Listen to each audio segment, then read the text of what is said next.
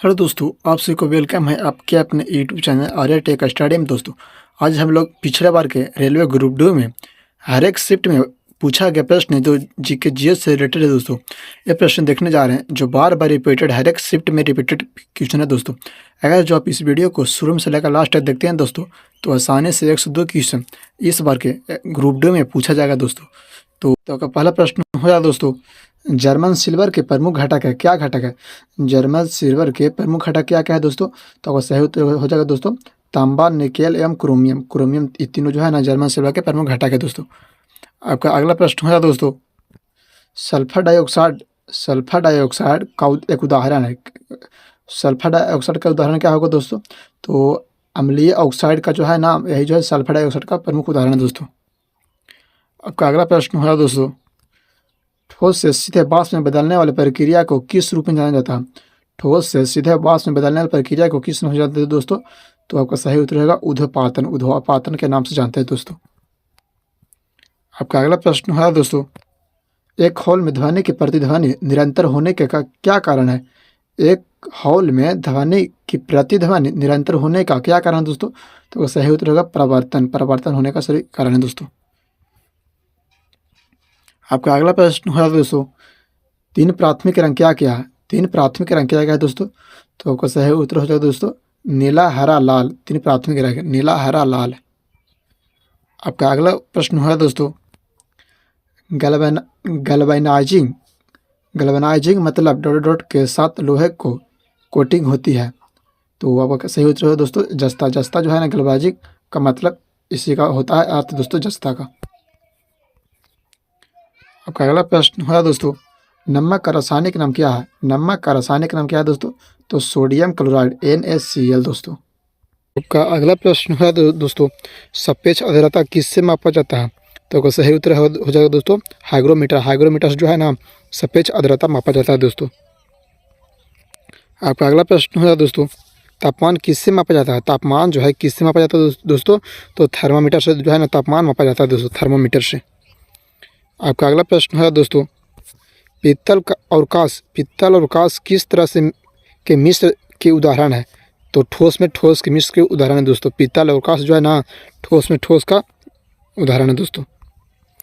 आपका अगला प्रश्न हो जाएगा दोस्तों, एक इलेक्ट्रिक केतली में पानी कैसे गर्म हो जाता है? तो संवहन के द्वारा जो है ना एक इलेक्ट्रिक केतली में पानी गर्म हो जाता है दोस्तों। आपका अगला प्रश्न है दोस्तों, विटामिन B1 का रासायनिक नाम क्या है दोस्तों? तो विटामिन B1 का रासायनिक नाम क्या है दोस्तों? थायमिन। थायमिन जो है ना विटामिन B1 का रासायनिक नाम है दोस्तों। आपका अगला प्रश्न हो जाएगा दोस्तों, प्रयोगशाला में तैयार पहला कार्बनिक यौगिक क्या था? तो यूरिया जो है ना प्रयोगशाला में सबसे पहला तैयार यौगिक था दोस्तों, यूरिया। आपका अगला प्रश्न हो जाएगा दोस्तों, मार्स गैस में मुख्यतः क्या होती है? मार्स गैस में मुख्यतः क्या होती है दोस्तों?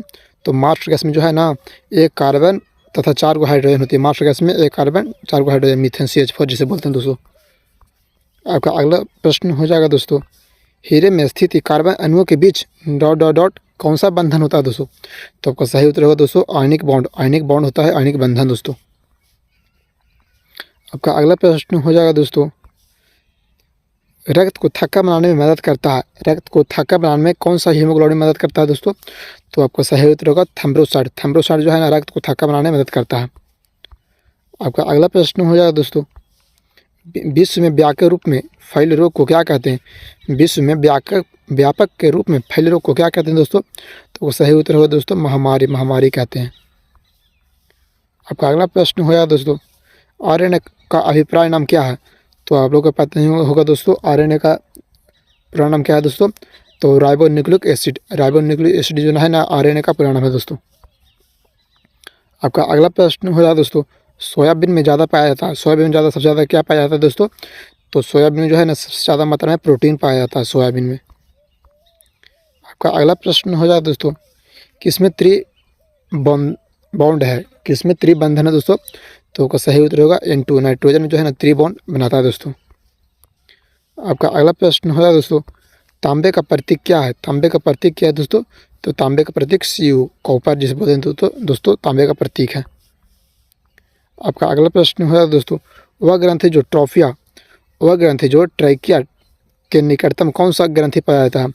तो आप लोग को पता होगा दोस्तों, ट्रैकिया के निकटतम कौन सा ग्रंथि पाया जाता है? तो आपको सही उत्तर होगा गल ग्रंथि। गल ग्रंथि जो है ना ट्रैकिया के निकटतम पाया जाता है दोस्तों।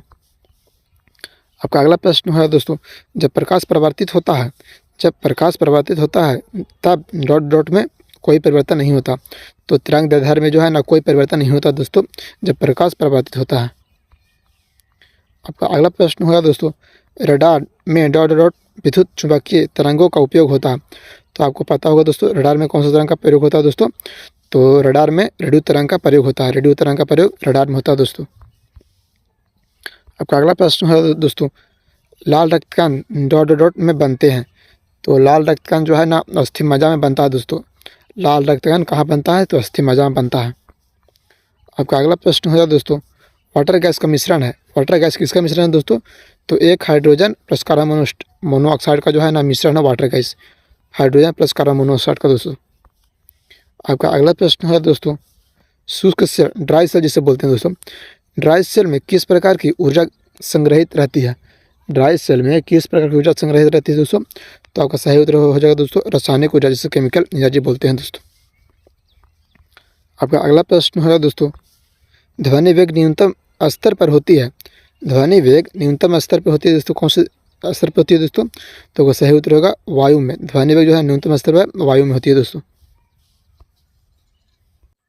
आपका अगला प्रश्न है दोस्तों, जिंक की एक पतली परत को, जिंक की एक पतली परत की लेप लगाकर लोहे के जंग से सुरक्षित की क्रिया क्या कहलाती है?